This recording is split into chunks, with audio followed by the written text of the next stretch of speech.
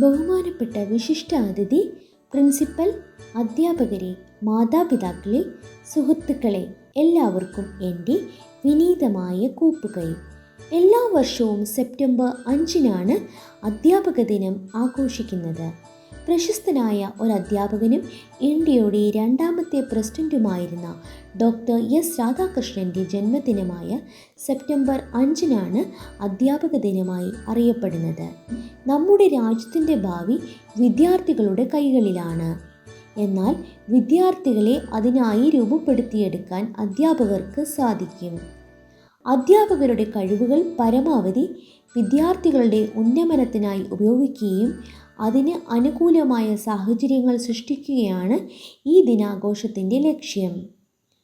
നമ്മുടെ ഉന്നമനത്തിനായി വഴി കാണിച്ചു തന്ന ഓരോ അധ്യാപകരെയും ഈ അവസരത്തിൽ ഓർക്കാം.